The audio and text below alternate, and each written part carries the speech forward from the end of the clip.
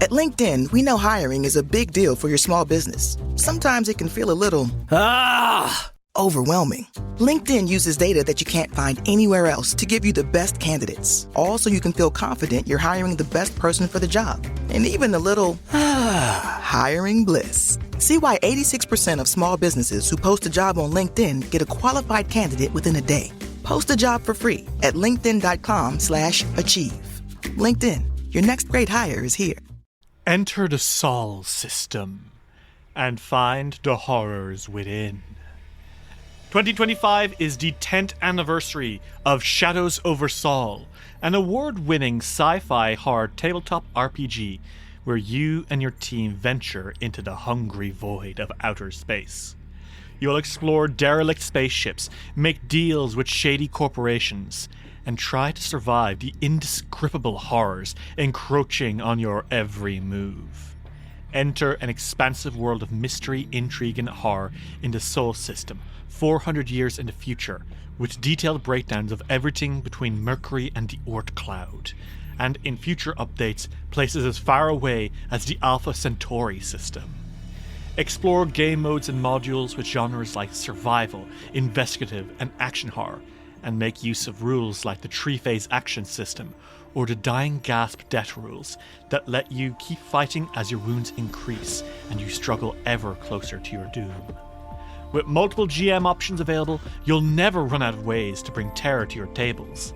And with over 50 modules, some of them as little as $1, the terror never ends as you sail through the vast loneliness of space with Shadows over Sol. Find out more at tabcreations.com and use the promo code POD20 to receive 20% off your entire purchase. That's Shadows over Sol at tabcreations.com with the promo code POD20. And remember, the universe is far too expansive for us to possibly be alone. This episode is brought to you by LifeLock. During tax season, your personal info travels to a lot of places. Between payroll, your tax consultant, and the IRS. If your W-2 gets exposed, that's just the ticket for identity thieves. That's why LifeLock monitors millions of data points every second. If your identity is stolen, they'll fix it guaranteed or your money back. Don't let identity thieves take you for a ride. Save up to 40% your first year. Visit LifeLock.com/podcast. Terms apply.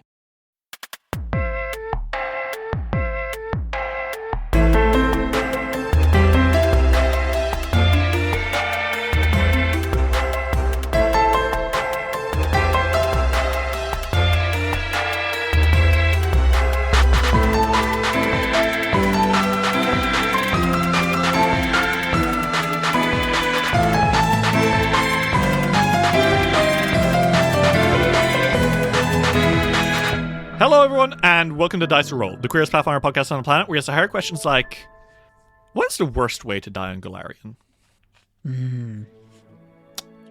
That's hard to say. Probably eating out Rovagug. Okay. So for the rest of the session, Ritz isn't allowed to speak. If Ritz speaks, there will be several distracting noises played over it to censor it out. Well, fuck you. What the fuck is your problem? Wow. To be fair, Derry, you did say worst. Yeah, but you know what? This guy nasty. Continue. Well, what else do we have? Just a terrible, no good way to die on Golarion. Whether it's painful, embarrassing, stupid. Well, just getting stabbed. It's a magical land of fantasy and adventure, and if you get stabbed with a kitchen knife and die that way, that's just sad. If I'm gonna be murdered by something on Golarion, I want it to at least be interesting. If I am dying to a kitchen knife stabbed into me, at random, I will kill myself before it takes me out. Can I one up you? Yeah. Peanut allergy. Oh my god, any kind of food allergy. Actually, and that would still be a big problem on Golarion. Yeah, they have peanuts. Oh my god, wait, you guys, oh my god, hold on. Not to talk about fucking Extinction Curse again, but you guys served peanuts. Oh, we did. We killed a lot of people. We did not. Or like, because like, and you won't always know what you're allergic to, because allergy tests like that, the fact that we could have that, but they wouldn't. So you could be like, okay, I'm allergic to peanuts and milk, and then not know that you're allergic also to mango. And you wouldn't find that out until you had it one day, and that would not necessarily be in your youth. You could be like 30, and then you visit, like somebody visits from an area where mangoes are popular, and you try one, and then you die. A life snuffed out in the most ridiculous way possible, having a tasty snack. Not uncommon, and yet sad. But come on, there has to be another, even worse than dying of a peanut allergy, surely. I don't know, I guess if you're like an adventurer and you're kind of going for that glorious, like, some adventurers are there for like the glorious death or like glory in some sense, and then they just like trip and fall and snap their necks. I think that's the thing, right? The worst deaths in Golarion are going to be the ones where it's just of all the really cool ways you could die, just a really shitty, boring death, right? It's like the way Harry Houdini died. He'd fucking slip on a banana peel and you fucking... Are you serious? Is that what killed him? Yeah, that's how he died. He fell and hit his head, and that's hilarious. How he fucking died. The man who did some of the most dangerous magic tricks known to man. Yeah. Harry Houdini as well. That shit, huh? Yeah. Is that our bottom line? No. Because I have decided, and Paizo, you will make this canon, that there is one person on Golarion who was the world record holder, and this person had every single status effect in the game at one time, and that's how they died. And it was the worst. It was horrific to view. It was horrific to experience. This person is absolutely dead. No. So just to be clear, this person was blinded, clumsy, concealed, confused, controlled, dazzled, deafened, doomed, drained, dying, encumbered, enfeebled, fascinated, fatigued, fleeing, frightened, grabbed, hidden, immobilized, invisible, off guard, paralyzed, resistant damage of all damage types, petrified, prone, quickened, restrained, sickened, slowed, stunned, stupefied, unconscious, undetected, wounded, and dead. Yes. Imagine having all of that while also dead. I really like the matter-of-fact way that you said that. Yeah. I really liked that. That was really good. This was somebody who dedicated their life to science and magic, and this was their final sacrifice after all their hard work and research, and it's the peak of their career, the peak of their life, and the end of it too. This is my son with every disease. I'm really sorry. I'm really sorry to deliver this news to you guys. And I guess this is spoilers for Kingmaker, everyone. It was Grigori. So if you... No, it was Wizardy. No!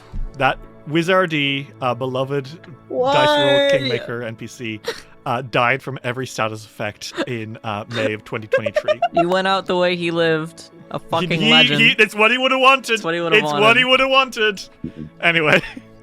What is it with you and ripping out the fucking beloved fun characters? First it was Clatterjaw, now it's Wizardy. I introduced a horse that I described sickly and old in session 1 of a campaign 5 fucking years ago, and you guys are like, I missed that fucking horse that was old and shit. That's it. I'm making Clatterjaw my best man. Okay. Oh my god. Let's play some fucking Pathfinder, okay? Yeah, please. If I think about Clatterjaw too long, I'll kill myself. Gone too soon. That is true. Okay. When we last left our adventurers in the Abomination vaults, Ulrich, Silk, and Fiore returned to the town of Otari. Fiore spoke to Vanwer about their relationship, as it were. Ulrich and Silk got into an arguing match with a weird disembodied voice from within the thirsty alpaca. Jarek Riverspell confronted Ulrich and Silk about their relationship, and after a very tense argument and some heartfelt apologies, the halfling returned to Absalom, and Ulrich and Silk had their relationship strengthened. Fiore went fishing. He did. It was great. Thank you. Following this, the Fogfen Few had met up, discussed, and returned deep into the Abomination vaults. Managing to avoid Kalido Haravex for now, as he continues his search for our heroes, the trio returned to where they first encountered him, the Hellforge, from which they met once more a Vordine blacksmith and a Unila effeminate twink devil. The three of you raise your blades as you come against the blacksmith and his femboy boyfriend. You can't be saying these things. I can. Sorry, you said that, and I was like, what the fuck? I think I played with somebody with that username in Overwatch recently. Effeminate twink devil? No, femboy boyfriend. Okay. Fuck yeah, that dude. that was this devil you're going to kill. Yeah. Oh, right. That's why they were on the other team. Yeah. Well, get ready to raise your KD ratio again, everyone. Fellas, are we ready to go? Yeah. Okay. So, set the scene. Ulrich, Fiore, and Silk. The three of you stand in the doorway of the Hellforge. At the back of the room, a massive furnace in the shape of a great beast belches fire. Standing before it is a Vordine blacksmith, and to his right is a hooded, four-armed Unila devil. Fogfen Few, the three of you suspect that this devil may have another part of the pendant to open the door to Urevian's domain. There's only one way to find out, and it is with blood. So everyone, if you don't mind, could you roll me some initiative? Okay. I'll do this for you. Yeah. Whoa! Damn. That's a goddamn nat 20 for Ulrich. Jesus. Dialed the fuck Nice. in. 29. Ulrich sees effeminate twinks and is like, not on my fucking watch.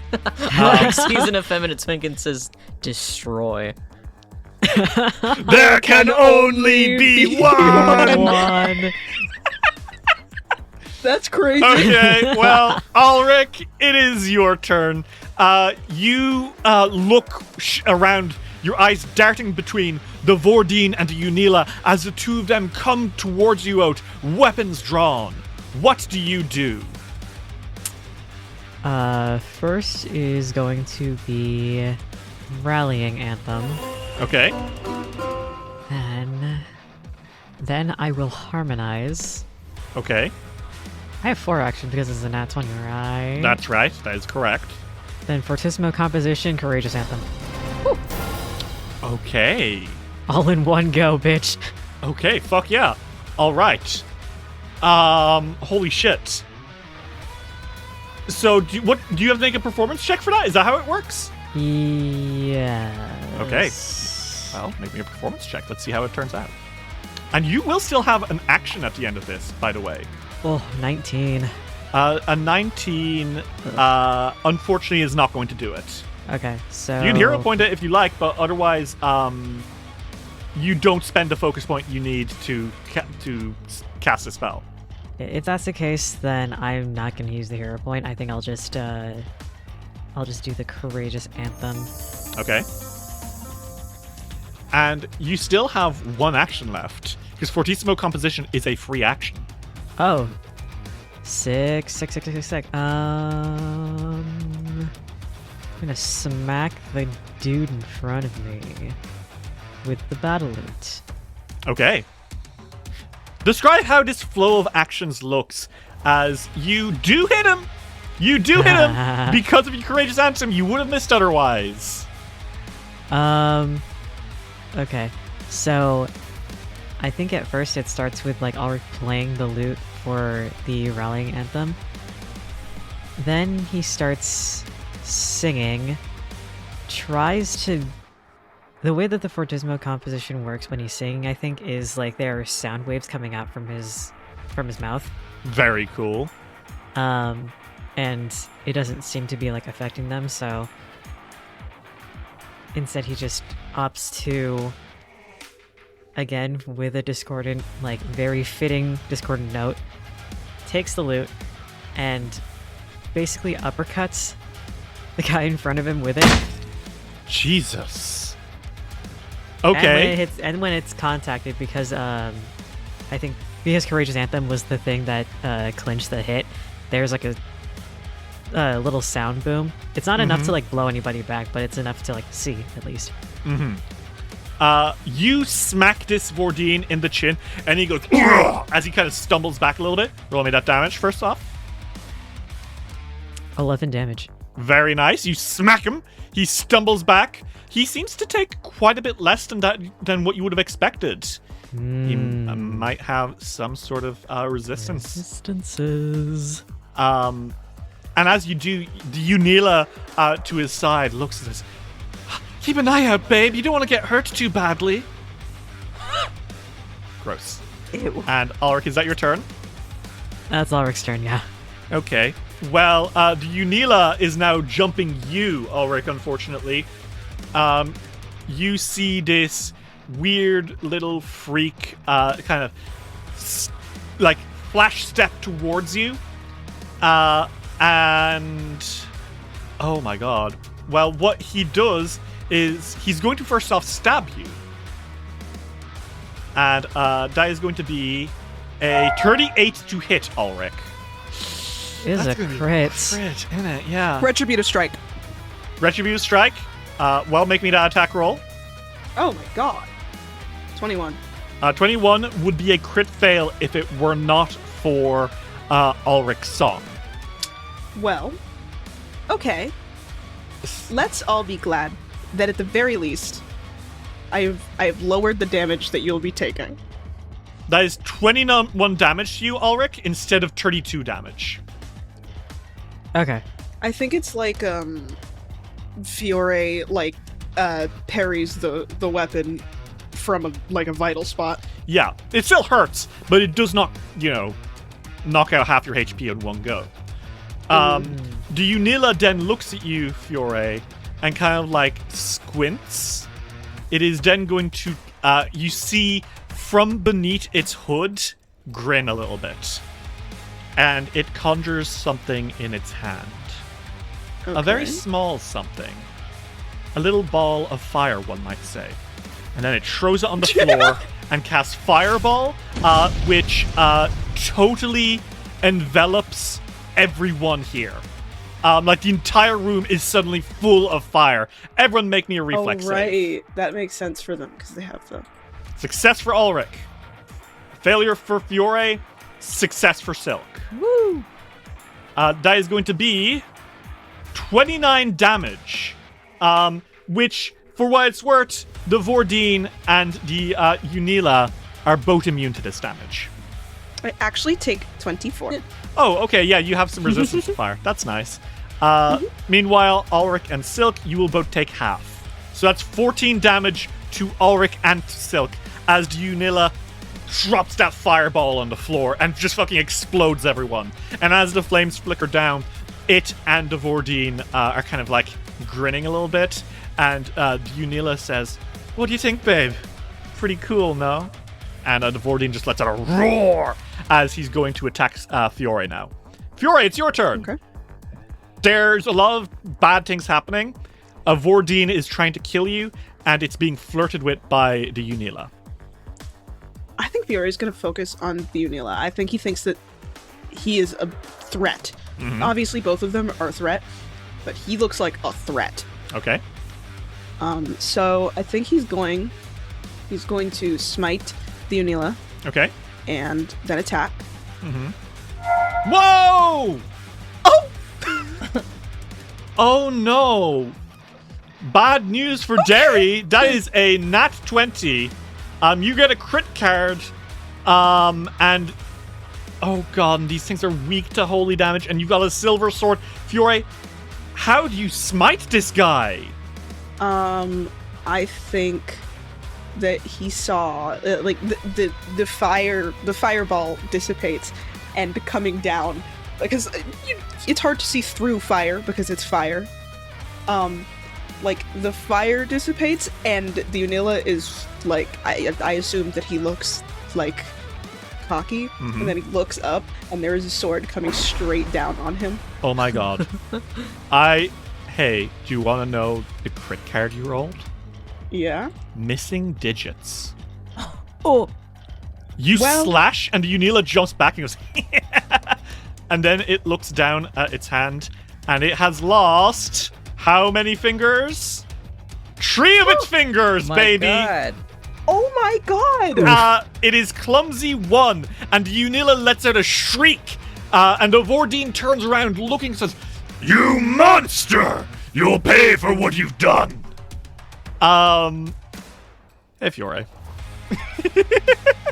So I did 38 damage, but I assume it's more. Yeah, that's gonna be 48 damage to it. Jesus! Fuck you. I raise my shield. Fuck you. The Unila is screaming in fury. You maggot-sucking mortal! I'll make you pay for that! Not so cutesy anymore. I never found him cutesy. He's a little cutesy.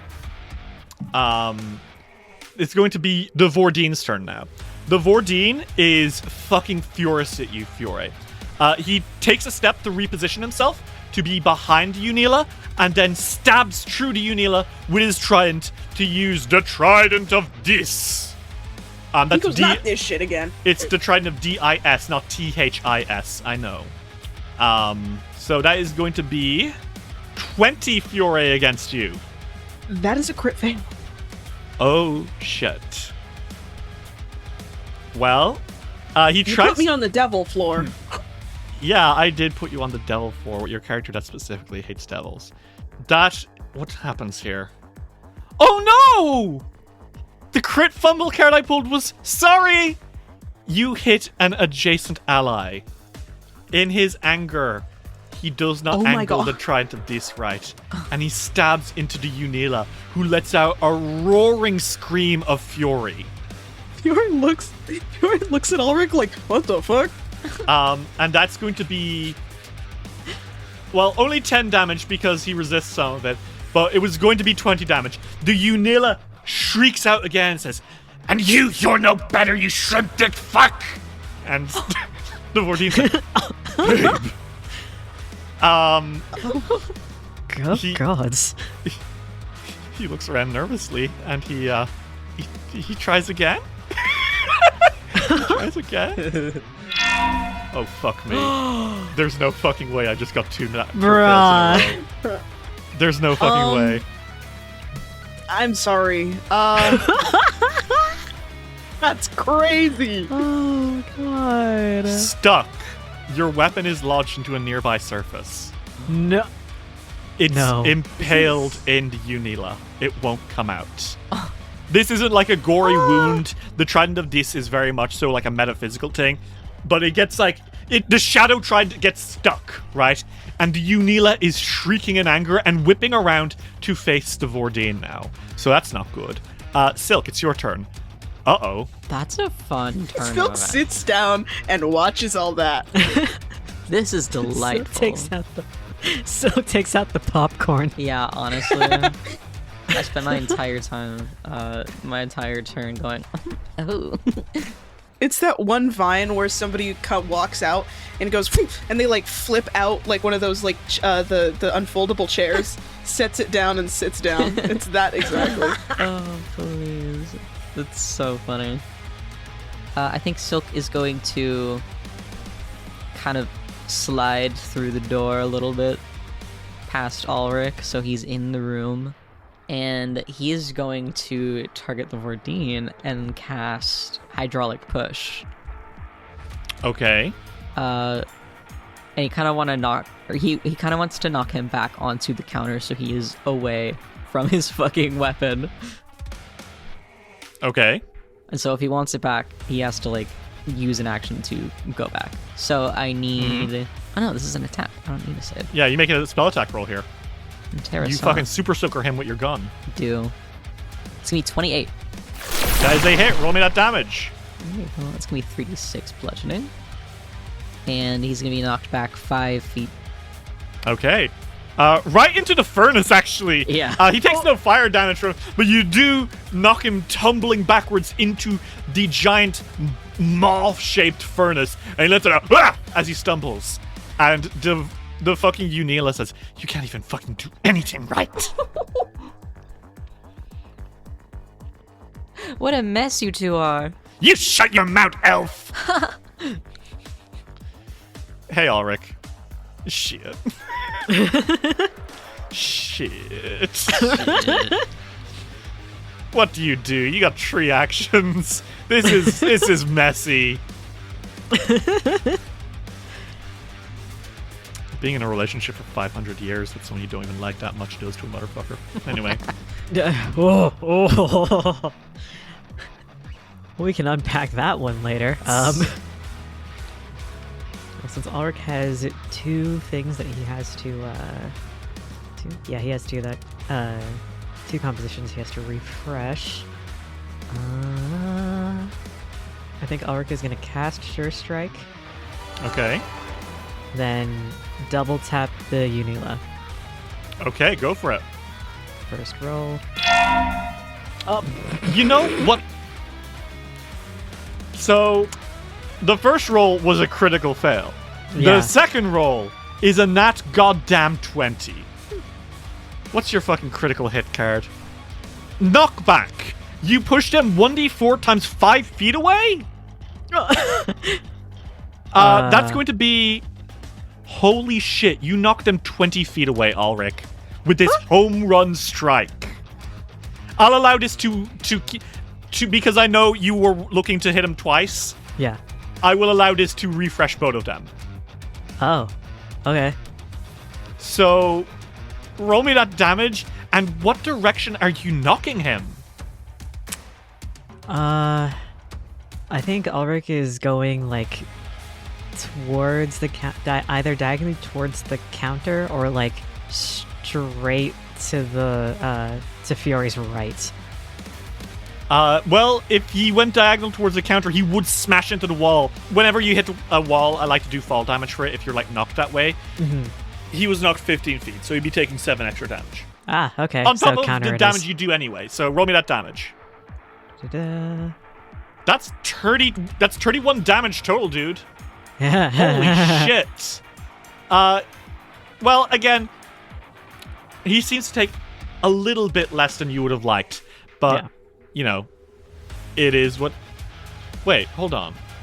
Ulrich, that's before it was doubled. Oh, right. Oh my Christ, Ulrich. So that was 32 damage. Jesus. Again, a little less than that because he's got resistances.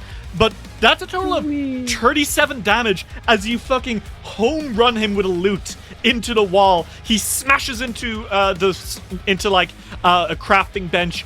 He lands like in a scandalous pose with his weird robes covering everything that's necessary but very little else. Oh my goodness. And he is, oh god, he's spider crawling up. Jesus, he looks fucking furious. You've 1 action left. What do you do? Okay, so the crit refreshed both. Oh god, wait, what can I do? I'm not prepared for this. I'm not prepared for this outcome. My actions don't let me do that. You can always demoralize if you have decent intimidation. I don't think you do. That's hilarious considering he got bunny ears. Yeah, he's not that scary. Not really. You could recall knowledge. Well, okay, hang on. Untrained, though, his intimidation is plus 13. You could try it. It won't necessarily work out. These guys are pretty scary, but you can give it a shot. Actually, Fiore's going next. Ulrich is going to cast Guidance on Fiore. Very nice. Okay. What'd you tell Fiore? Well, as the resident devil waster here, he's almost dead. I got it. Bad news. It's the Unila's turn. And Unila crawls on all fours, I guess 6s, because he's got two sets of arms, towards you guys. And then once he's standing at the wall, like the back wall, you three are in a nice line standing side by side, and it breathes out, "Suck cocks in hell!" And unfortunately, he's going to cast a lightning bolt. That's fine. And I want you all to please make me a reflex save. 29. 30. Oh my god. Holy shit! 35, nat 20. I literally don't know why that happened. I'm not doing anything. Okay, so that is going to be a success for Ulrich and Silk, both of which is thanks to Rallying Anthem. And then Fiore, you know what I think happens? Fiore, you turn as Unila is casting this, and you block the lightning with your shield. That's pretty I like to imagine it would have hit Ulrich and Silk really hard, but you break the line. Hot. So that is going to be no damage to you, Paladin Fiore. shit. And then to the others, that will be half of 37. All right. That's 18 damage each. Ouch, but not the end of the world. Yeah. Owie. Fiore, it is your turn. Unila is staring at you furiously, and you've been told to waste him. What do you do? Well, I listen. He takes a 5-foot step towards Unila. Mm-hmm. And he's going to attack. 28. A 28 is a hit. Roll me that damage. 14. 14 damage. Very nice. Well, he takes quite a bit more than 14. That's 24 damage because he really hates holy energy. And you have one action left. What do? I'm gonna raise my shield. Okay, good call. You can have a bite, remember? Yeah, I'll try that. But I'm a bit nervous about it, but... Motherfucker. 32. Yes, that is a hit.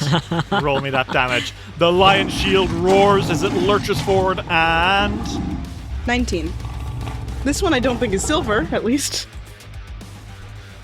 No. But the holy damage counters that. So it is 19 damage.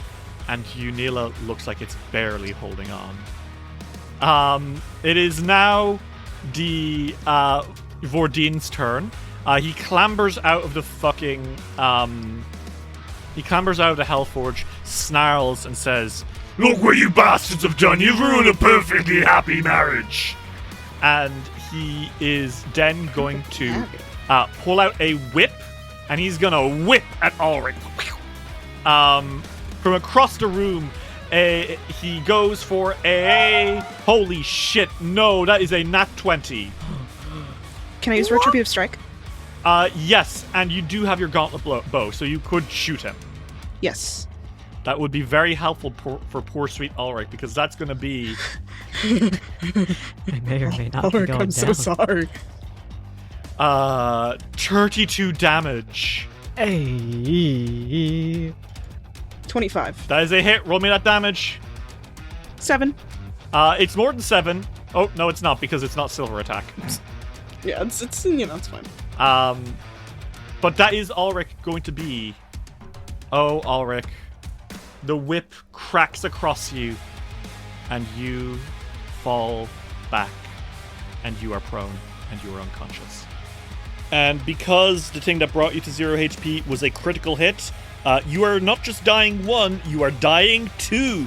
You've already failed one of your recovery rolls. Oh, my screen's bloody. Bro, it's your dead. screen is bloody because I have a module that makes... Ooh, Yeah. everything's dark. There's a heartbeat playing. Oh, no. Ulrich can't see literally anybody. I think this is Ulrich's first time going down in the campaign. Yeah. Yes, it is. And you know what the worst of it is? Courageous Anthem and Rallying Anthem, I'm pretty sure end. Yeah. Bro, you cannot sing when you're unconscious. No, you cannot. Actually, or no, maybe they're good. Yeah, no, it's not a sustained effect. It's just an effect that lasts for 1 round. So yes, Courageous Anthem and Rallying Anthem are still good, but Ulrich's not going to be singing the next verse because he is, I don't know if you noticed, on the floor bleeding out. So Ulrich, you are now moved to be behind the Vordine in initiative, meaning everyone will have a chance to try resuscitate you before you start dying again. And the Vordine cackles says, "Let's see how you like that!" And that is going to be his turn. Silk, it's your turn. Fuck. I want to do something cinematic, but I do not have enough actions for it, and I'm so sad. Well, what are you looking to do? God, if you let me do it, you can have my next fucking turn. But, I so badly wanted Silk to drop down to Ulrich, use the Lover's Gloves, and cast Invisibility Curtain in front of them. Let me see. Invisibility Curtain is 3 actions. So I would not be able to do both of those things. I'll let you do it for a hero point. You can have it. I don't think it breaks the action economy a little bit for this one time, and one time only, for this to be basically a mini quicken spell. Yeah. So take my hero point, you can have it. Silk, for flavor, he doesn't actually drop prone, but Silk drops down to Ulrich and he grabs him, and that activates his Lover's Glove. You grasp the hands of a willing creature that you have strong positive feelings about, regardless of the nature of those feelings. They have +1 to all their saves, and they gain 10 temporary hit points for 10 minutes. Yes. If the creature shares your feelings, you both gain the benefits. Ulrich, do you share those feelings? Yes. Well, you have 10 temporary hit points. Does that wake you up? I don't know, does it? Let's find out. It shouldn't it? So, temporary hit points are not technically hit points. The dying condition specifies that to become conscious again when dying, you must regain hit points via healing. Temporary hit points is not healing. So it won't wake Ulrich up. However, what it will do is it will give Ulrich 1 free hit against the devils that are trying to kill him. Because these guys will continue to attack you while you're down. Hey, I want to say, look who's next in the order. Yeah, I know. It's the Unila. But Invisibility Curtain, tell me about it. What happens? Invisibility Curtain, it is a 4th rank spell. You create a transparent invisible wall that makes any creatures on one side of the wall invisible to those on the other side. I'm pretty sure we can still see them, but they cannot see us. Yeah. You create either a 1-inch thick wall in a straight line up to 60 feet long and 10 feet high, or a 1-inch thick 10-foot radius ring with the same height. I am going to choose to make the line. Okay. And I'm going to put that like this. Would that shield all of us, or is getting Fury behind it? No. It would catch Fury. Okay, yeah. Then he splits the room diagonally in half. Okay. The Unila snarls and the Vordine grunts as this shimmering light just makes you guys vanish. So can these guys walk through it? It says it's intangible, right? It is intangible, I'm pretty sure. Let me double check though. Okay, and any creature that, Yes. that crosses the wall. Okay, awesome, cool. And it does not end, by the way, if we take any hostile actions. Awesome, okay. And is that your turn, Silk, as you kneel beside Ulrich and try to take care of him? Yes. This is definitely to buy us time. They won't be able to see us, but if they want to attack us, they are going to have to waste an action to come over. Mm-hmm. Well, unfortunately, the Unila Devil is next, and he grunts, and he makes a few quick moves, and then suddenly there are 4 Unila Devils. Because it would appear that the Unila Devil has cast Mirror Image on itself. So, the Unila starts shimmering and shaking, and like I said, there's like 3 illusory images of the Unila Devil all into one space. Every time someone makes an attack against it, they're going to need to roll a d4, and only on a 1 will the actual Unila be hit. Instead, it'll be like the other Unilas instead. That's 2 actions. With its last action, it is going to... I'm just going to take a step back. It's in a lot of pain right now. Fiore, it's your turn. What do? Fiore is going to move diagonally. So that he's in range of the Vordine, who does not know. Of the Vordine. Who does not know. And Awesome. Ulrich. Okay.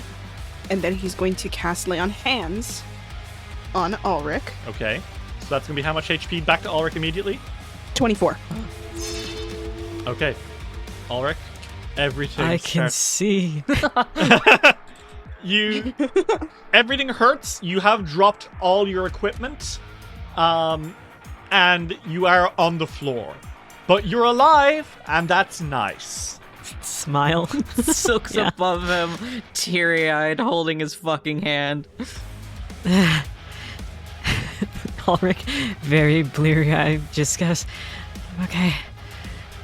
I'm okay. Silk is sobbing. He's just clutching onto Silk's hand. Fiore, it's your turn. Oh, I know it was my turn. I was in the middle of my turn. Yeah, you moved. He was going to use his last action to attack the big guy. The Vordine. Okay. Yes. Go for it. 34. That is a crit. I love being a paladin, you guys. I love it. 32. Fiore, how do you kill the Vordine? Holy shit! He had 30 HP left! Jesus. From the darkness comes Fiore's eyes and the glint of a sword and his voice, and he says, "No one hurts my friends!" And he strikes him down. The Vordine lets out a single as the blade cleaves into his neck and slices down through his chest. And with that, he just falls to the floor dead. Ulrich, it's your turn. Oh, God. Oh, fuck. You can see the Unila. The Unila is over there in the corner, Narutoing it up. There's an invisibility curtain. I think you recognize pretty quickly what this is. It can't see you. You can see it. Oh, okay. You don't have your loot in your hand or your bow. You can spend an action to pick them up if needed. I think then... Okay. Then I think Ulrich is going to cast a rank 3 Noise Blast. Okay. How does this work? Oh, let's make a fortitude save? Shit, that hits all of them, huh? Yeah, I do. It's so do. Oh, fuck. That's a... Oh, no, that's a... I rolled a tree. That's a 21, my dude. Your beautiful, effeminate twink. My beautiful, effeminate twink. That's a fail. Roll me that damage, man. Oh, God, I look at 17 HP and I frown. Jesus. 18. Oh my God. And the only reason it's an 18 is because Courageous Anthem did a +1. Otherwise, that would be 17 damage. I'm so fucking angry. Ulrich, how do you kill this motherfucker? I think Ulrich can see a desperation tactic from a mile away. Yeah, so I'll be honest, that was me being desperate. So, in his very, very lightheaded, still kind of bleary state, he sort of raises up a hand in the direction of the Unila, and with like a twirl of his wrist, does a snap, and immediately after said snap, there is a really, like, almost earth-shaking reverberation of noise from the shelf behind the Unila, and I think the Unila and its clones just kind of burst forward, almost into the Invisibility curtain. The invisibility curtain. Oh no! Yeah, these guys get fucking Star Wars seismic charged. One click of the fingers, and there's an explosion, and these Unila, they last shriek before all that lands in front of you are the scraps of its cloak. And you have successfully slain the Unila and the Forge Master. My God. Hey, how the fuck are you guys doing? Pretty bad. Silk has not let go of Ulrich, and he panicked is like, Ricky, are you okay? Certainly felt better, but nothing a little healing can't help. Here, I have another charge, and then I can pray. We can take a minute. We're in a room. We can heal. Yeah, I can. Yeah, you don't have to use up all your healing. I can. And he uses third rank soothe on himself. Lord. All right, how much healing is that going to be? 23. Pretty good. You're definitely looking a little more chipper now. Although I will say you are still wounded.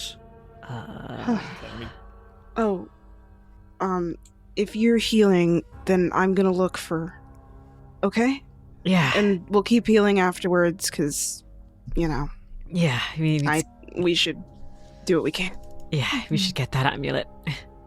Fiore goes looking for it. Okay. Well, you don't have to take too long. Well, actually, if you could, do you want to make me a religion check? Yeah, absolutely. Yeah, okay. Fiore, as you're, looking around, there's some interesting stuff. First off, there are some interesting metals around. Some stuff that, oh god, his name is Barkumbuck? Jesus. Oh, right, you said that last time, and Silk burst out laughing. Oh dear, I forgot. I would have memed on it all session. That's so fucking funny. What a shitty name. Well, you have 5 cold iron chunks, which are 50 gold each. 2 silver chunks, which are 10 gold each. And an adamantine chunk, which is 500 gold. Fiore looks back, and he's like, Do you know what this is? And he's holding up the adamantium chunk. A piece of rock? It's adamantium. Oh, shit. Oh. Do you know how much that's worth? A lot, right? A fuck ton. It's 500 gold. Oh my god. Goodness. And that's not, there's more. We should take this back to town. Please. Absolutely. We should keep that safe. Who wants to hold what? I can carry 2.5 bulk. Yeah, you can carry all of this. It's not super heavy. Okay. Beyond that, you recognize that the Hellforge here, even a single drop of holy water would cause it to explode violently.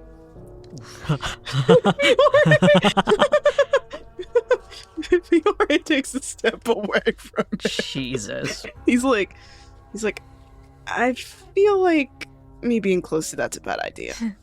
Possibly. I think actually, as things are being sorted through, Silk and Ulrich are definitely lying on the ground, and Silk has definitely been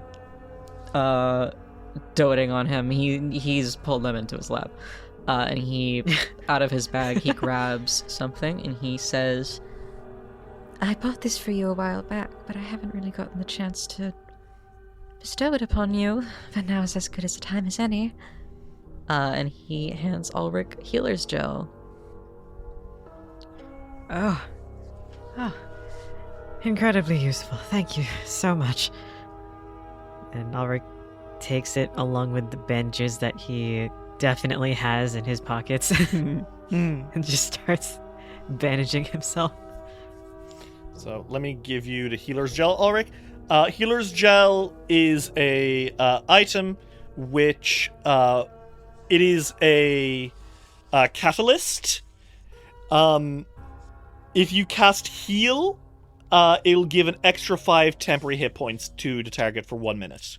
Ooh, okay. I don't know that you have heal, but it's not hard to pick up if you need.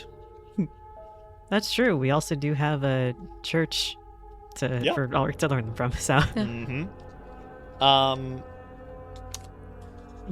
After a few minutes of searching, Fiore is able to find the pendant on the Unila's body.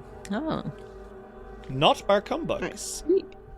Looks like one of them was calling the shots. And it wasn't Barkumbuk.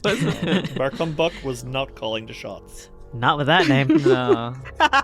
Urevian did not respect him enough. Who would? Who could? So that's where you guys are.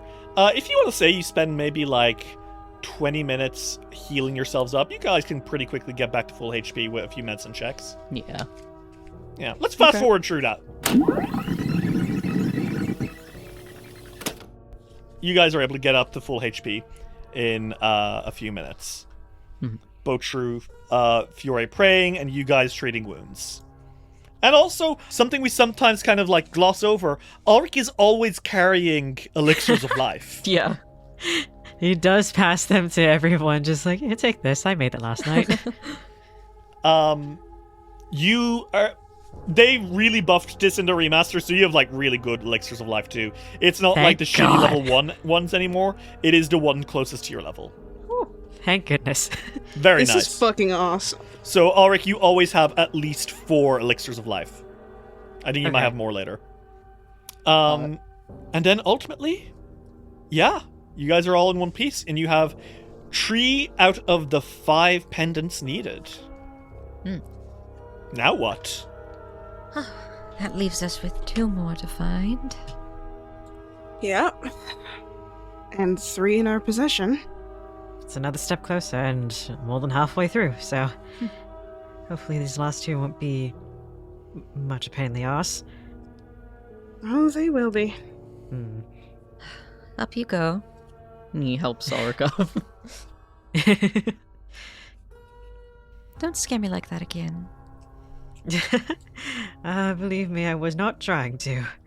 I'm sorry I wasn't able to block more of the damage. I was trying, but... Don't worry, I know that you tried. These things happen. And usually I'm the one to heal either of you up, so it was strange being on the other side. You like my holy hands? They are very, very good and very useful. I'm glad that I can keep you alive. Balancing with only 1 healer. You should have 2. Let's all become healers. I mean, it can't be useless to be able to heal. No. That is true. I have essentially endless healing as long as I have the time in the day to pray. And, great news. I like praying. You're kidding. Follower of Samurai. It might be my actual calling. Well, my healing isn't as endless, but once we are not in an area where it's man-made ground, I can at least have a spring that heals us. Oh, true. Should be any moment, hopefully. I don't think Silk can learn healing spells, can he? No, the arcane spell list does not have any healing spells on it. Yeah, Silk crosses his arms and he's like, I just wish I could understand how to cast those spells. Well, I mean, I'm praying for the power from my goddess. Yes. It's still magic. And Ulrich is... Well, yeah, it's divine. Like, it comes from a god. And Ulrich's, yours are... I didn't pay that much attention when they were teaching us about magic. It's within the occult realm. Occult isn't necessarily evil. Oh, I know. I've never had a taste for either. I mean, that's fair. That's You have what you fair. like. I mean, I don't even have a taste for half the magic that I literally can use. You ought to. You're fairly powerful. And very impressive. still- I don't like it. It looks weird, and I don't like it. I like some of the new stuff, sometimes. Well, a gift is a gift. Yeah, well, I'll think about it. Starts dodging. We should keep going. There's, Did we look down the hallway to the south? I don't believe so. Let's try there. No, we only hid there. We didn't go down it. Didn't have the chance. We just saw that it was another corridor. With another set of doors on the other side. I don't understand. Oh, delightful. This place pisses me off. Whoever decided the architecture annoys me to no end. Dice will roll will return after these messages. We now return to Dice will roll.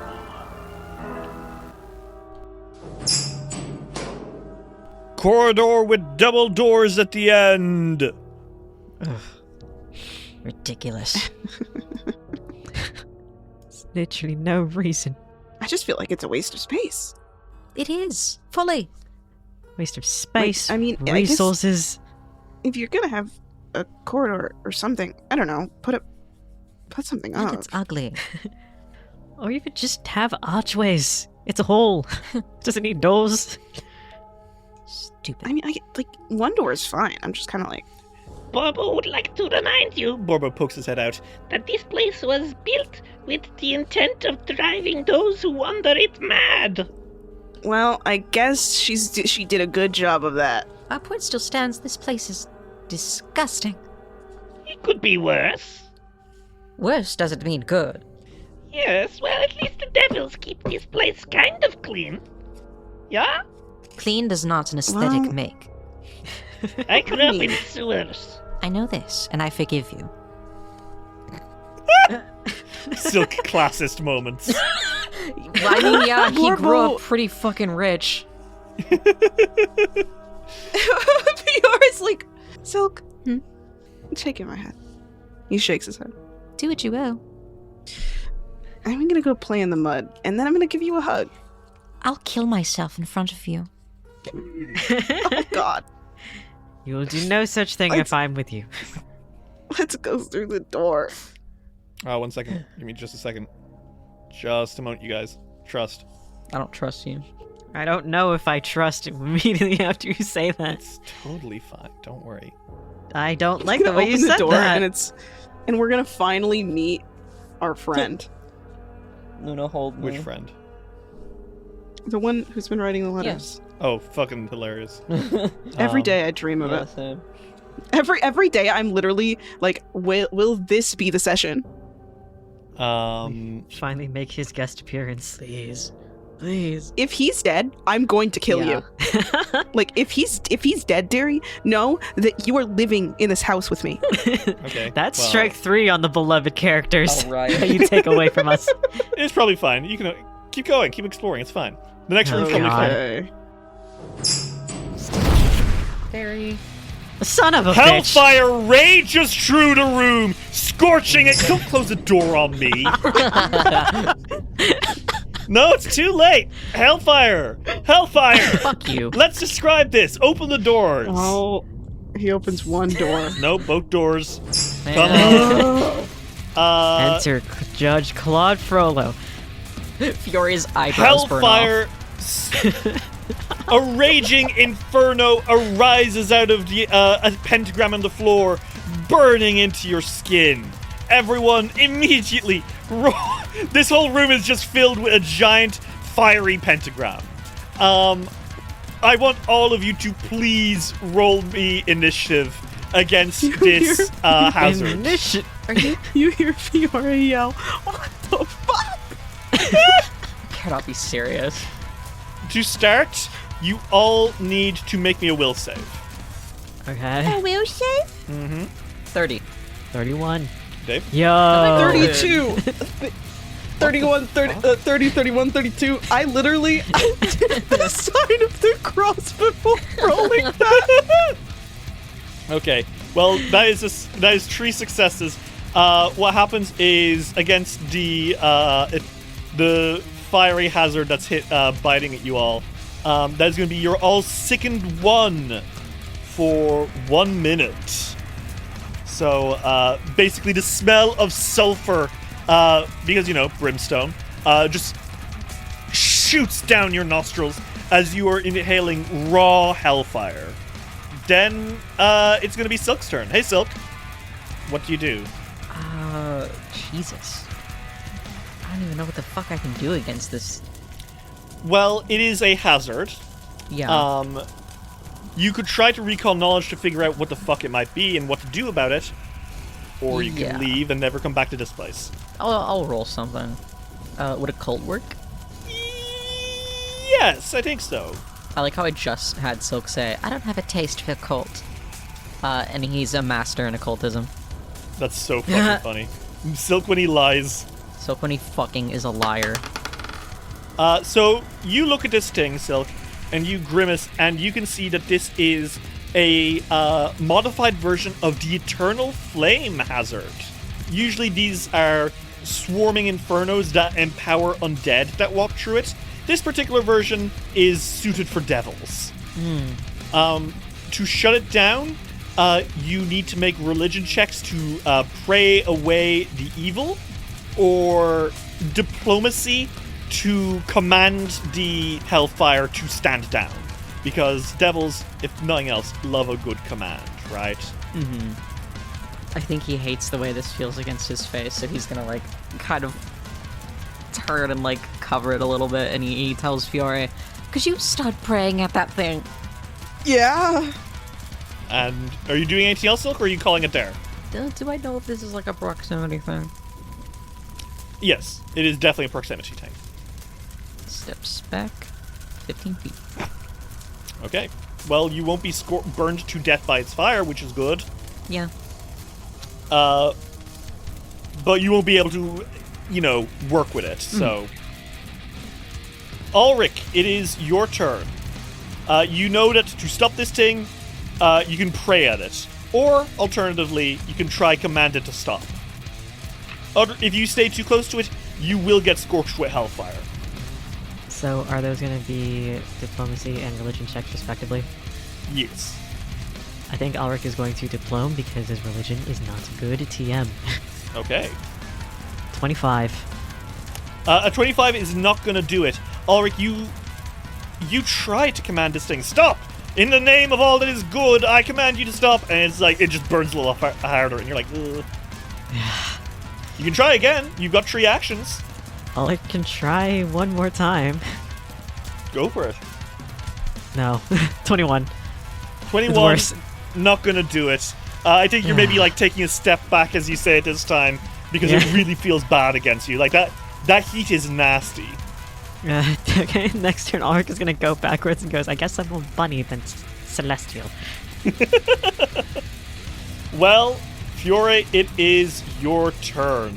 Gosh, that thing is hot against your skin. Well, I'm gonna pray at it. Okay, go for it. Or do I have to can I take an action to unsicken myself? Yeah, you can like hack and wheeze at it. Yeah, so I'm gonna use an action to do that, okay? For sure. And then does that decrease it, or do I need to roll? Maybe a fortitude save. 29. That'll do it. Fiore, you kind of like spit out the nasty sulfur smell from your tongue, and you're good to go. And then he's going to pray. Okay. I think. Would that be like a religion roll? Yep, or? religion. Okay. 24. That is not going to do it, I'm afraid. You pray, but the fire rages, and it's getting hotter and hotter. You can try again. Yeah, I'll try again. 29. That will do it. You pray, and the fire sizzles for a moment. It's still burning, but you've had 1 of 3 successes. You need 2 more to destroy this thing. Okay. Unfortunately, it is now the fire's turn, and it just burns real hard. You need to make me a fortitude save, please, as the fire burns. 24. That is just going to do it. That will be half of 4d6 damage. Okay. Okay, that'll be 8 fire damage to you, minus... that's 3 fire damage, because you're resistant. And that's its turn. Silk, you do anything, you're just going to watch Fiore? Fine, it takes a few fucking steps. Okay, you're back up into its range. He clasps his hands together and he's like, "Oh, mighty shall and smite this ugly fucking thing with your beauty." Make me a religion check. It don't work. Okay, takes a step back again. He's like, well, I tried. I tried. You guys do it. Ulrich, it's your turn. Silk is kiting the fucking hellfire. I guess I could sure as hell give it a shot. Goes back in. Also kiting the hellfire. Okay, got it. And I guess there's another diplomacy check, because again, religion, no good. Good God, it just gets worse. Ulrich, your like ears are fluffing as you're like, please? And the hellfire rears against you. So you're like, Doesn't work next time, I'll pray to Halkamora. Fiore, it's your turn. The others are trying, they really are. He's so proud of them, but he's not focused on them right now because he's focused on this hellfire. Okay, you got 3 actions. What do you do? Well, I'm gonna roll religion. Okay. He continues praying. 27. Not gonna do it. You call out, but the fires are raging. He's gonna do it again. 20. Nope. 26. No. Unfortunately, Fiore, you spend a whole turn calling out against the hellfire, but it seems to just be growing harder or growing brighter and angrier. Make me another fortitude save. 29. Okay, that'll succeed. You are going to take half of -5. 8 damage. That's 3 more damage to you, bud. Actually, less than that. No, you take 0 damage. The hellfire bites and scorches at your skin, and you feel none of it. Silk, it's your turn. Fuck's sake. Go. Go, Fiore, go. You can do it. You're so helpful. You're so helpful. You're so Ritz. pious. Holy is your soul. Okay, Ritz. Yeah. Okay. Are you assisting him? If that helps. Yes, you can absolutely make a diplomacy check to aid Fiore. Strangely enough, my diplomacy really is not that good. It's because Silk can't help insulting people. Yeah. He's cheering on Fiore, but it seems a little bit condescending. 17. It's a 15! Aww. Okay. You'll grant your ally a +1 to their next check. That's nice. Aw. Do you do anything else, or are you just looking from a back come on? Fuck. He, gives Ulrich a kiss on the cheek. Okay, well, that would immediately help the situation, but I appreciate it. Yeah. Then his next action... So does Ulrich. And then his next action, he gives him a kiss on the other cheek. Okay. Ulrich, it's your turn. That was nice of Silk. There is a hellfire storming over there. What do you do? Ulrich, one more time, goes in closer and goes, you know what? Fine. If my Empyrean ass can't do this, maybe I can ask help from fucking actual divinity. Damn, 27. Unfortunately not. Really good roll, but unfortunately you are just slightly too low. You call for aid, Ulrich, but it just ain't doing it. Alchemaura's like, this is above my bear grade. She's like, oh, deal with it. It's fine. Fiore, you're getting sick of this. This is the most annoying puzzle you've ever had to do. One more thing. Yeah? Because I don't think that was my entire action. True. Sorry. Fiore, you got this. I don't think you can stack the aid, but I'm sure that Fiore appreciates it. I believe in you. This does leave you within the Hellfire's range, I will say, Ulrich. So you can maybe just run back actually with your last action and say that nicely to him. Just like, you're the holiest of all of us. Fiore, you hear that? Your friends believe in you. Please pray this evil hazard away. Wow. Sorry. Yay! So you have a +1 to, I think, the first roll here. Okay. I'm gonna keep praying. Okay. Whoa! That is a 36. Yeah, that's gonna work. Fury, you furrow your brows and you start to pray vigorously, and the fires are pushed back from it. You have 2 actions left. I'm gonna do it again. Okay. 29. Fury, tell me how you pray away this evil, intimidating hellfire. I think he's like praying normally, but then it's like he takes like a forward confident step forward, and he holds out his hand and like motions it up, and I think that the fire burns harder, but it turns from hellfire into the actual fire of the sun and then dissipates. Fantastic. And with your friend's encouragement, you are able to clear the health trap from this room. Dice will roll will return after these messages. We now return to Dice will roll. Ulrich steps up and says, well, hellfire's involved, leave it to the resident paladin, I suppose. Thank you for taking care of that. What a bother. It's fine. For what it's worth, this room appears to be a nexus. It is an octagonal-shaped room with 4 sets of doors. The ones you just came from, and then ones to the left, right, and below. Ugh. Flip a 4-sided coin? Oh, 3-sided coin. That doesn't... You mean a die? No. Okay, Silk. What, you've never seen odd-shaped money? I've been here. And Absalom. Silk pulls out a 3-sided coin. Whoa! What the hell? This is canon. I'm not even gonna say no. Fuck yeah, you pull out a 3-sided coin. Yeah, you see some baby. weird shit. Where did you get that? Oh, from a treasury, clearly.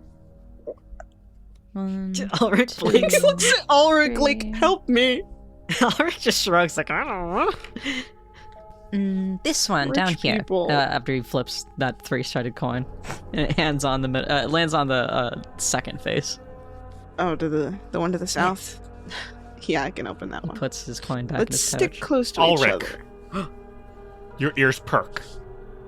Uh, There's something on the other side of that door. Bunny senses. Bunny senses. Your ears pick up the sound of claws on concrete. Lots of them. His ears perk and then they kind of go back. Like, you know how when a little rabbit's annoyed, their ears kind of pull back? Yes. Yeah. It's like, oh, Cute. whatever's behind that's grating. Is behind there? Then let's stick close to each other. Yeah. Takes a step back. Ulrich goes in front of the door with Fiore. Ricky, step back. I don't want your gorgeous face being hurt again. Oh, okay, I'll step back. Don't worry. He pets Ulrich. Should I open the door now? Yes. Son of a bitch. I was right! You can take a hero point for correctly guessing what was inside.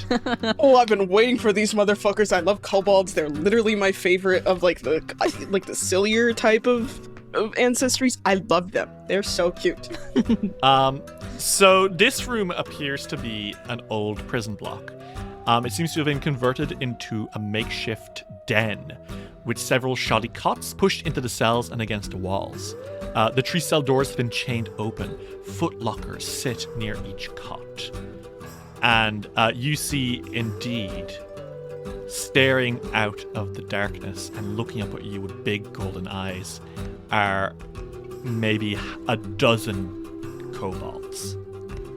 Oh. And these kobolds, just like Dromai, all seem to be hell kobolds. They have dark red, scaly hides, twisting ram-like horns, and they look nasty. They look mean. And each of them has a little miniature trident. And you do see carved into the back of the wall is some Dromai graffiti, which is nice. But unfortunately, the kobolds, they pull out these tridents, and one of them is like, surface dwellers! We mean you no harm. We mean you harm! One throws a trident at you. Why? That is going to be that's a 18 plus 3. Oh wow, they rolled pretty good. What the fuck? That's 21 against you, Fiore. That doesn't hit. It bounces off your armor, and it goes. Ah! He goes, okay, well, stop that. Another trident. Ooh, a 20 to hit. You're not gonna saying that like it's actually gonna do something to Fiore. That also doesn't hit. He takes he moves a little so he can see more of them, and he goes, "I don't want to hurt you." Oh, but we want to hurt you, says one of them. Why? You guess she must be the elder. She's wearing like a little, really shaggy, super old, sheepskin over her shoulders. And she points and says, You come from the hated town of Otari. Well, I guess you can hate it, but why? I would say it's subjective. Your ancestors followed the hated clan of Menhims. What? Silk raises a hand. I'm not from Otari. He's not from Otari. Surface dweller! She kind of rattles her spear. Listen. I am Grand Matriarch Helga the Infernal, and you will bow before me! Well, I'm not gonna bow, but I'm certainly not going to hurt you. You've already hurt us, Surface Dweller! How? He crosses his arms. Historically! By throwing the stone scale kobolds out of our righteous home of Otari. What? Centuries ago, the great clan of Stone Scale invaded Otari until it was routed by the hated Menhim's family. And you're like, oh yeah, you remember? Wasn't there in the crypt at the start of this book, there was a guy who threw out a load of kobolds from the town? That's cool. And these guys are descended from that. That's neat. Yeah. Okay. And what if Helgra? She points. She interrupts you. She goes, he looks so unimpressed right now. You've kidnapped one of our own. Kidnapped? Dromai, our daughter. Dromai isn't kidnapped. You filled her head with surface-dwelling nonsense. He puts his hands on his hips like he is extremely unimpressed, and he goes, no. Yes? She's a grown woman who can make her own choices. She is merely 12. How old are kobolds when they become adults? About 12, but she's a slow learner. I would think that's an insult to her. Yeah. Yeah, that's rude. She's just a baby. Well, we didn't kidnap her, and we've made sure that she's safe. I'm protecting her. That's multiple of them, by the way. She wanted to. At some point, he just starts catching them. She wants to do art in all of the dungeon, and I want to help her do that. A disgusting idea put into her head by visions of a false god. What the fuck? Which god? We dare not say her name. You remember she worships Nocticula. We dare not say her name. Hated imposter. The only god that matters is the glorious old ways of Asmodeus. Why? Because through worship of Asmodeus, the devils of this floor grant us their strength and power. It's insane. But aren't they kind of really mean? Yes, but because we are near them, we gain their diabolic abilities for our hatchlings, preserving the bloodline and making the Hellscale Kobold lineage eternal. And the others go,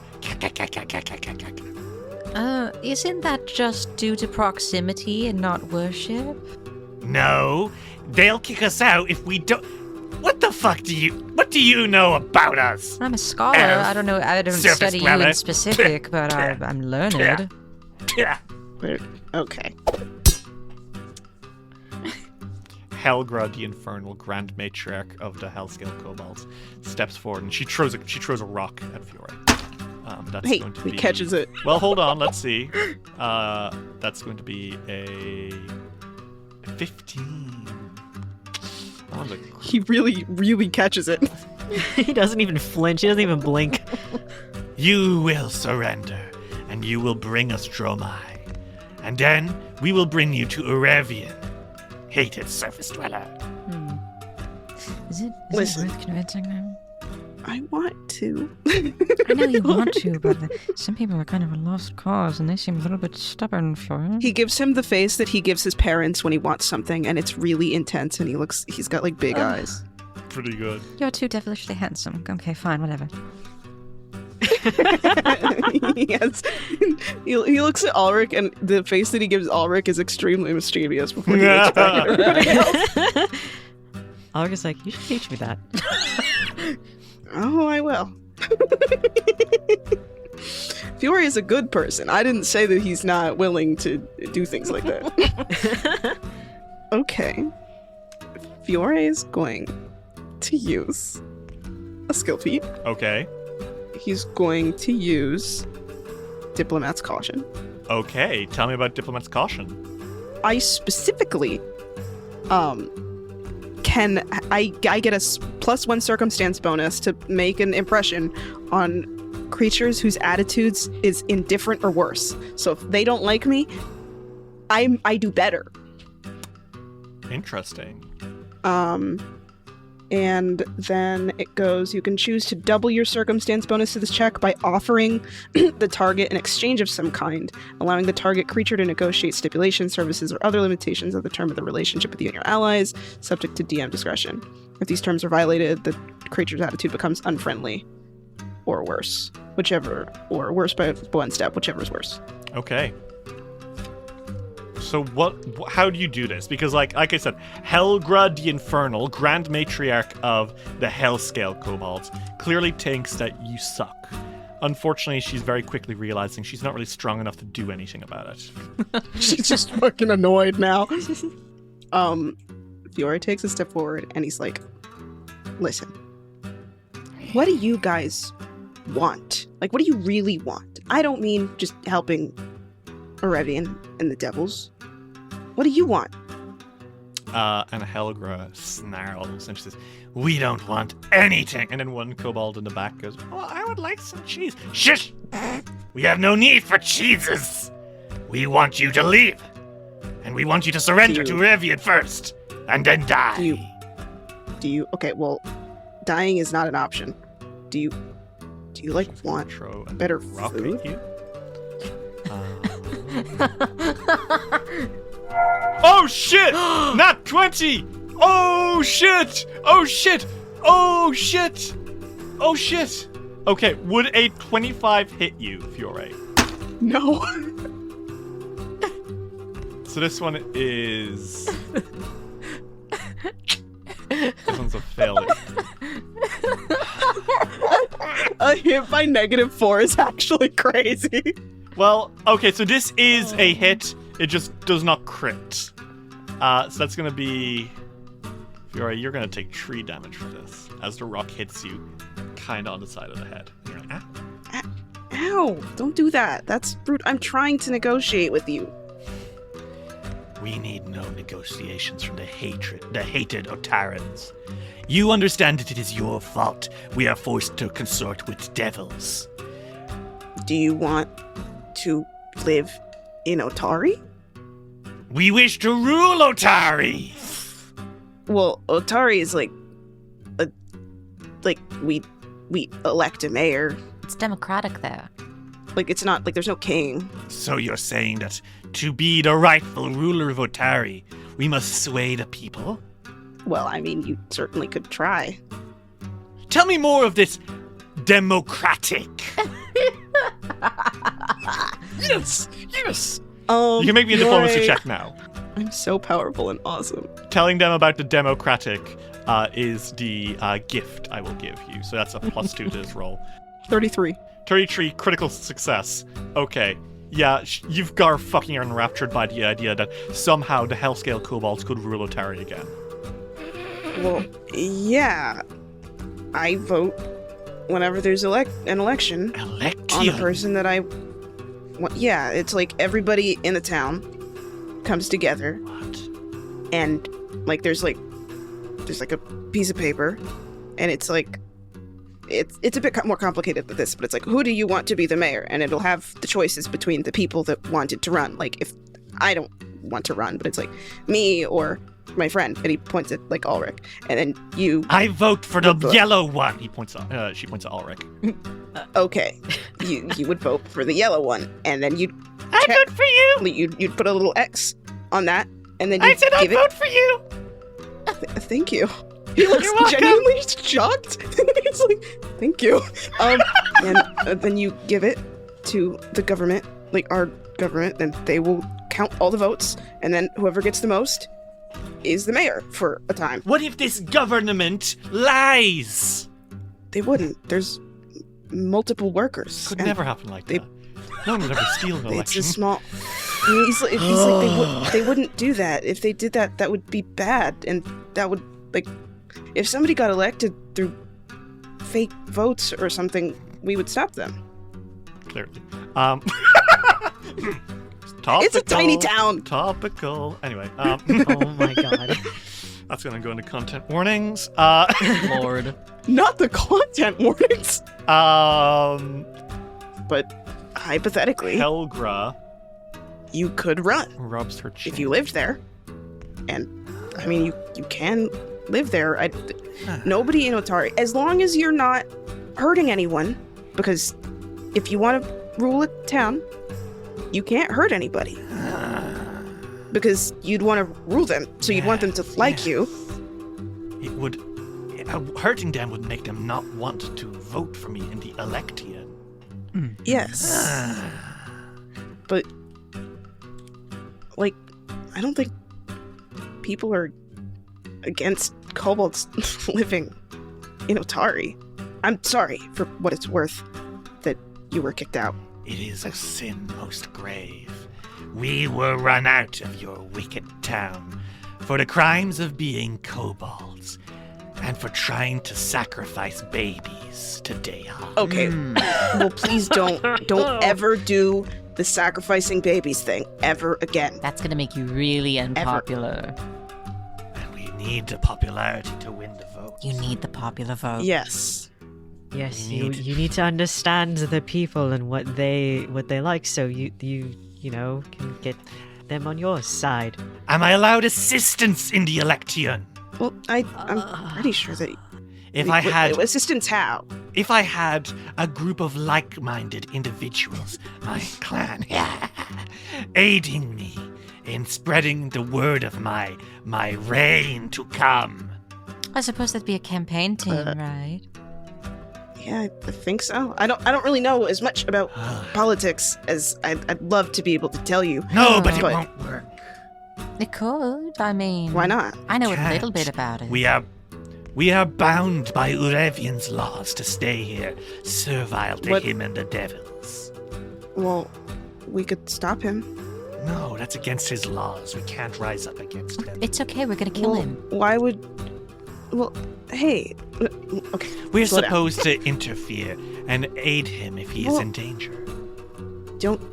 Well, if you want to rule a place, why should you have to listen to that one devil's rules? No, it wouldn't work. Well, we're really strong adventurers. Yes, but now that you're here, we have to kill you. She half-heartedly throws a rock. She doesn't even roll for it. It just kind of against a wall. Okay, well, you did try though. You gave it your best shot. Hit us. Kick I me! really don't want to. Kick me in the ribs, boy! She storms forward. Kick me in the ribs. That way. Now, hang on a second. Kick me in the ribs. That way we can claim we were assaulted and bested. Okay. And he sort of lifts his foot. Before you do. Yes. Know this. Uh-huh. My daughter, Dromai. She is my daughter. She is my wife's daughter. She is my wife's daughter. She is my wife's daughter. And she is my wife's daughter. And she is my wife's daughter. And she is my wife's daughter. And she is my wife's daughter. All 7 of us. And she points to 7 of her little harem, it looks like. Care for her very much. Oh my god, they're all lesbians. Of course. I'm bisexual! She's bisexual. Oh, sorry. They're all sapphics. And trans. They're all sapphics, and one of them is transgender. You sound so excited. Who wouldn't be about the idea of transgender bisexual kobolds? Oh, fuck. Anyway. Go, girl. You flew the mother plane directly into the world's serve tower and hit the pentagram. And that's going into the content warnings. Fiora goes, yeah. We know she has never belonged here. If you are to kidnap her, wretched thing that you are, ensure that no harm comes to her. I wouldn't dream of it. And whatever you do, do not make your way into the summoning room where 2 of the Coati sisters are working on summoning extraplanar forces. Okay, and which direction is that so that I don't go there? You cannot go to the top right. Thank you. Beware. It's really important. Of the metal monstrosities that lurk that way too. Okay. Thank you. We'll be really careful not to go there. Yes. Now, strike me so that you may have bested us.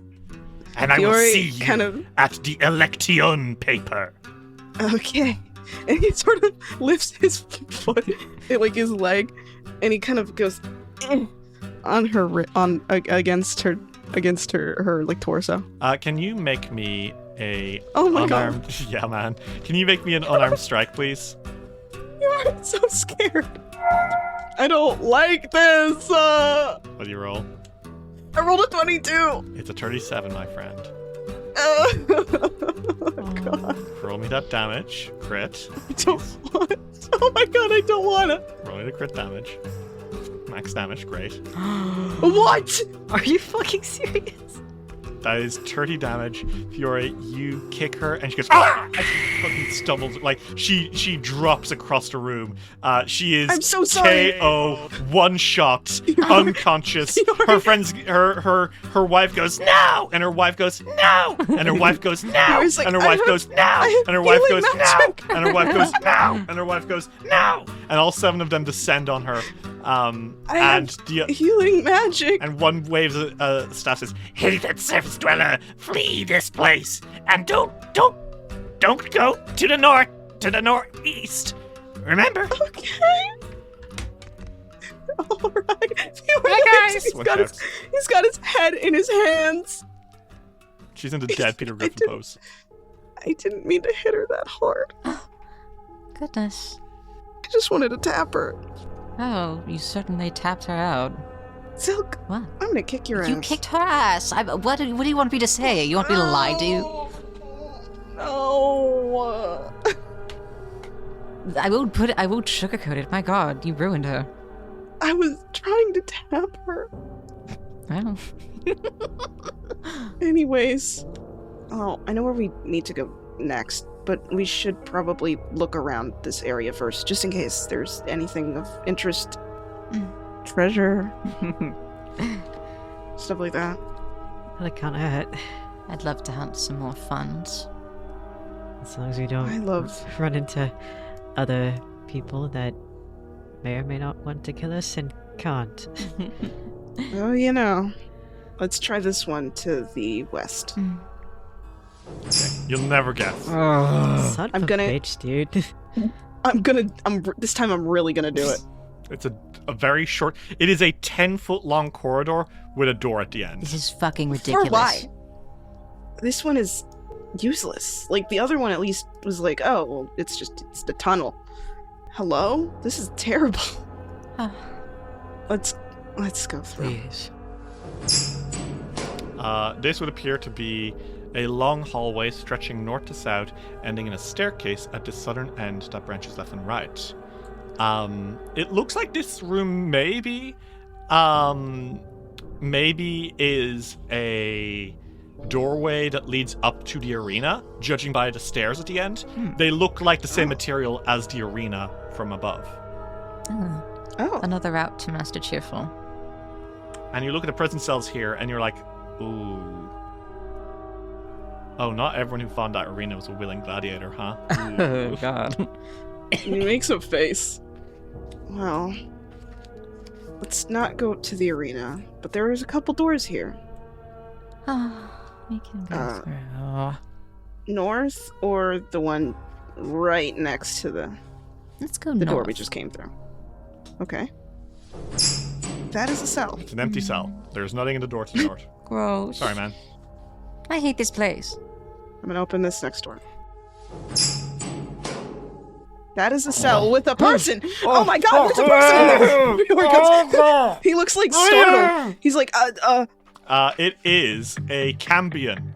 A human Cambion woman. Fucking horrified. She is hanging upside down. Her ankles bound by manacles.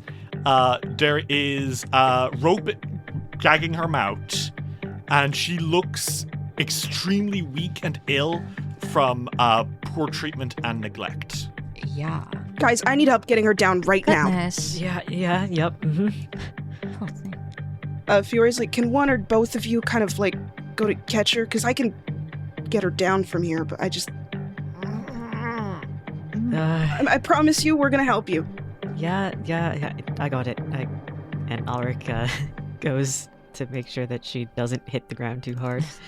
And Fiore's gonna go to cut her down. He's gonna, like, break her restraints, basically. Could you make me an athletics check, please?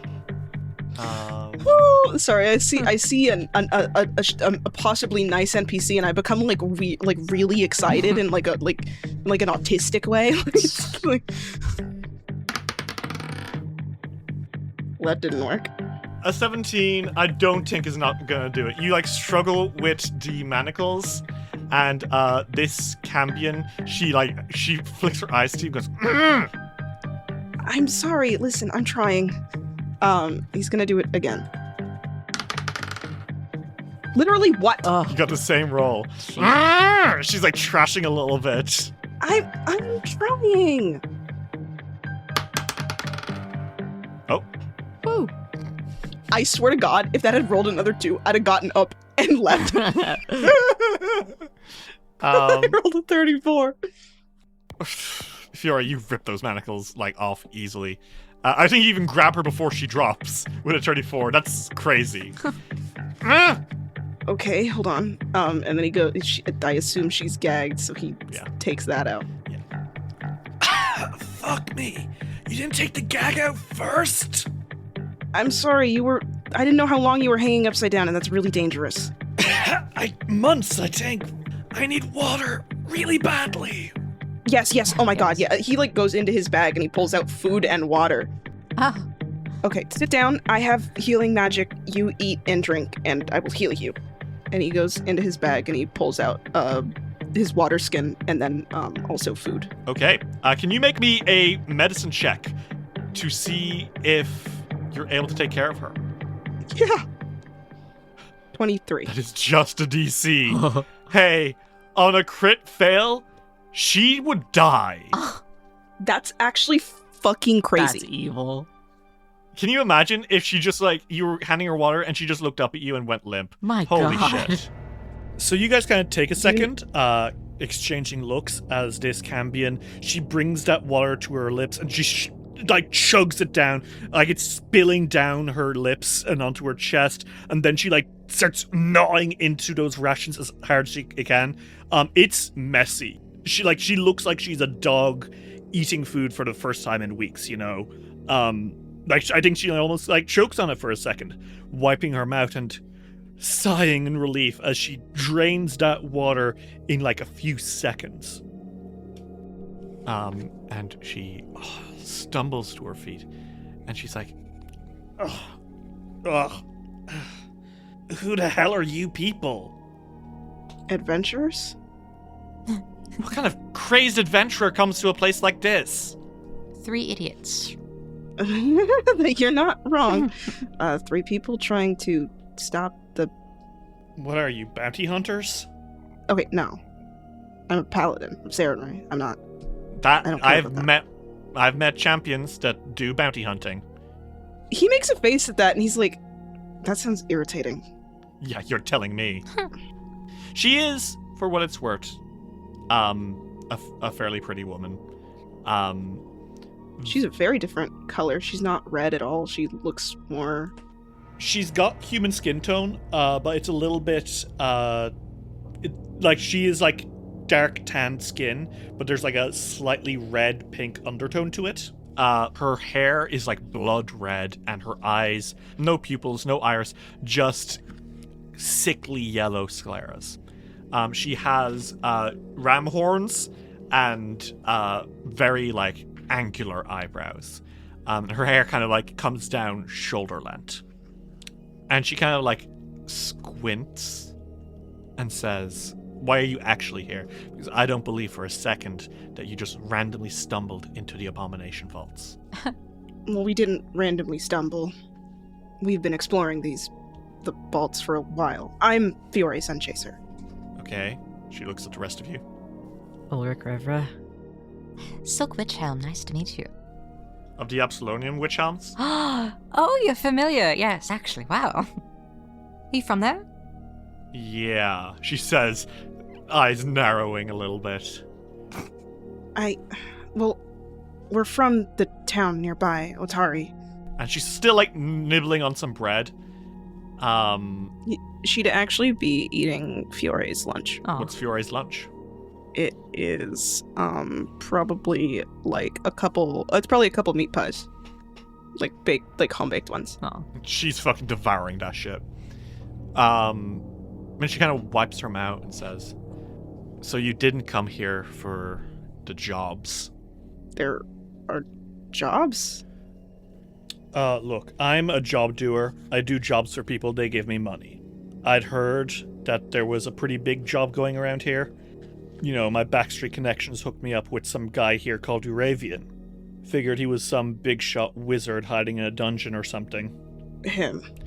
He was offering a really high bounty for a specific target. A man that he called Carmen Rajani. Oh.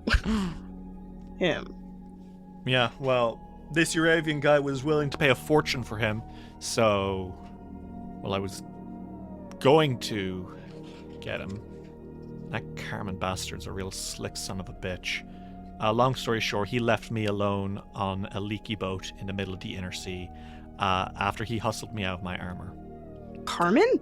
Yeah. Ulrich's eyebrows go up a bit. Interesting. By the time that I got back to shore, the time I negotiated with Urevian to catch Carmen had run out, so... Well, I got dragged back here, didn't I? Poor thing. I'm Sinemi, by the way. It's good to meet you. Pleasure. Urevian's been putting out contracts for Carmen's life? Yeah. He's really urgently wants that guy. Yeah, he tried with us. And failed. Silk. Mm-hmm. The name Sinemi sparks something in your head, and you remember you've seen her before. Has he? Yeah. On wanted posters in Absalom. Oh, shit. She's like a fugitive. Like, she's like bad news. Like, very bad news. Like what kind? Like murderer bad news or like... Yeah. Like wanted criminal, high bounty. Silk like tilts his head, and he's like thinking, he's like, under his breath, he's like, Shinemi. Oh my god, you're prolific. Shit. Huh? She looks at you, and, okay, I'm so sorry about this. She immediately... That's going to be a 31 against your reflex DC. That's a success. That's a success. She's got your gun. Her hand reaches forward, she grabs your gun, and she's pointing at you. Oh my god. I've never shot a gun before. I got a feeling that pulling the trigger is going to do something bad, though. So... Ulrich immediately gets in between the two of them, like, okay, we're not doing this. Wait. Yeah, we're not. Let's fucking calm down. Can somebody explain what's going on? I've got a gun, that's what's going on. You do not know how to use that. That's not just any gun. Listen, Miss Shinemi. I'm not a snitch, and I'm not going back to Absalom anytime soon. Snitch? She's a wanted fugitive, let's say, back in Absalom. I've seen your face quite a few times on some wanted posters. Okay. It's not my business, really. It isn't, you're right. I know we're not to poke my nose. Now, please, give that back. You're going to hurt yourself and also me. I fire crossbows, I'm pretty sure this is the same thing. No, that's a magic gun. Oh, great. Super. She points it a little bit higher. Obviously, this is like at Ulrich because Ulrich's in the way. Yeah, he's not backing down. This looks like peeking over their shoulder. I don't care right now if you're a fugitive from Absalom. You were a prisoner in a devil's dungeon. I'm not gonna do anything. Like, I don't want to hurt you. I also don't want, or I don't care. I mean, I care, obviously, but we're not trying to hurt you. You obviously have been through a lot. Right now, I care a lot more about getting you out of here. She says, still fingering the trigger. Don't do that. Look, I'm not about to get in the way of a murderer. I am not something you should be concerned about. He's like, dang, what kind of guy is Silk? That's crazy. In his head. It's not even like in a judgy way. He's just like, wow. I think by now Fiore knows that Silk is someone who looks out for himself. He's like, this is crazy. He's so used to his very small town where like the worst person was Carmen and the worst that he was irritating. Until, but before that.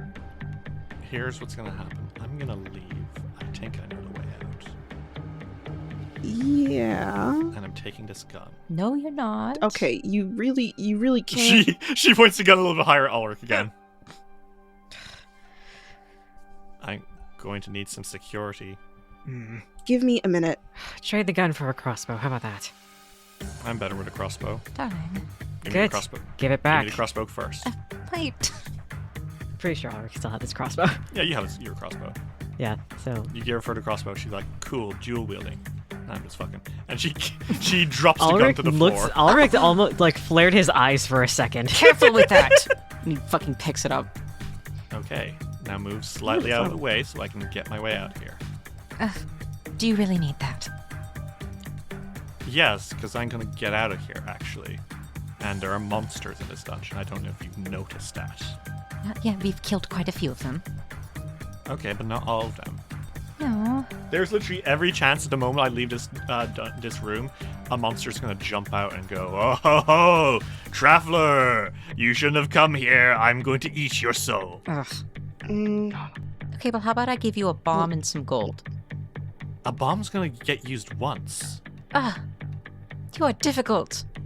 Yeah, I know. I'm a murderer and a criminal. I've got to be difficult. My goodness. The whole world wants me in a jail cell. Oh, no wonder. Okay. Am I good to fuck off, or... Yes, just... Enjoy your gun. Don't come looking for me, Witch Elm. Bitch. I don't think he plans on it. Fuck you, man. Fuck you. No, fuck you, I think. Fuck you. You know what? Fuck you. Yeah. And yeah, that's what I thought. Yeah, she moves out, and then when she enters into the corridor, she looks around and she goes, "Oh fuck!" And guys, suddenly, appearing out of thin air, is a skull. A glowing skull. Emitting sparkling light. And you all recognize this as some sort of will-o-wisp. Fuck. And the will-o-wisp goes, "Oh ho ho, traveler, you should not have come here, for I shall eat your soul now." She's like, "What the fuck did I say?" You were a fucking It's asshole. fine. No, you! I've got it.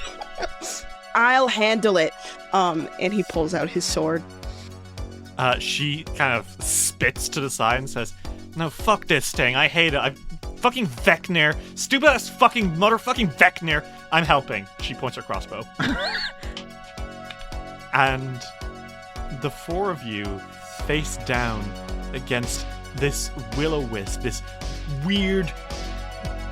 the skull is made of dark material, and the glowing fire seems to be made of 1,000 faces as the will-o-wisp comes down the corridor cackling, being like, "Ha ha ha!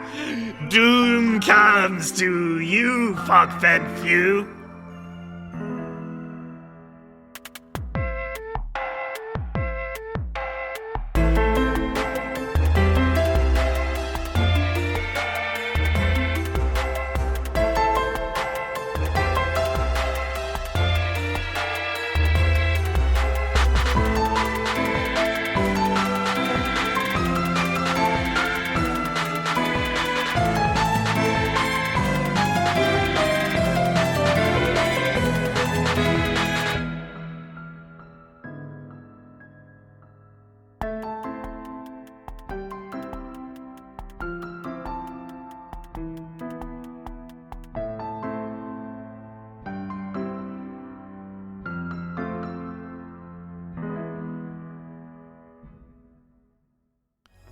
This episode would not have been possible without the support of our patrons. Millie, Brobear, Roxy, Cel Ravau, The Protease Inhibitor, Acid Dialogue, River Supports Artist, The Lipase Inhibitor, Ooh. Horror Fan, Lightning Scar, Dr. Caesar MD, A Potato, Derpy Gamer, Quinlan Boss, Princess Alavi, Emily is Gay, Meow Mai, Abigail Wallet, Knight the Werewolf Teacher, Actually a Bot, A Sleepy Bear, Kyle Damon, Soul Grease Lobo, Phoebe Jeebies, Lux Rexus, Tony Saunders, Mita, Arave, Mott, Ferric Falcon, Luis Loza, Aries, Alexander Criswell, Skyly, Genuinely Tricked, Transgirl Trish, Baal Punyon, Matthew Wilson Krasnovich, Tillen Shark, Jonathan Love, G. Barbera, Luke, Gideon, Simon Strange, Seth, Rain, Lichelo, Gizmo, Cass, Fable McElduff, Ava, Remty Bright, Lonesome Chunk, Steph, Sean C, Natasha Lumley, Redoubt, Ellie, Jenna Mitchell, Kane Kendrick, Sky Evangeline, Triceratops, Anna Maria, Jordan, Emily Laderna, John the Bookworder, SS66 Seeker, and Dame Vider III. Patreon.com/DiceWillRoll. Please! This show is part of Poderation, the nerdy podcast network. From D&D and video games through to ancient history and books of all genres, we are a group of podcasts all about things you can nerd the heck out about. We are currently looking for new podcasts to join the network. So if you know someone who wants to take their nerdy podcast to the next level, send them to poderation.com to get in touch.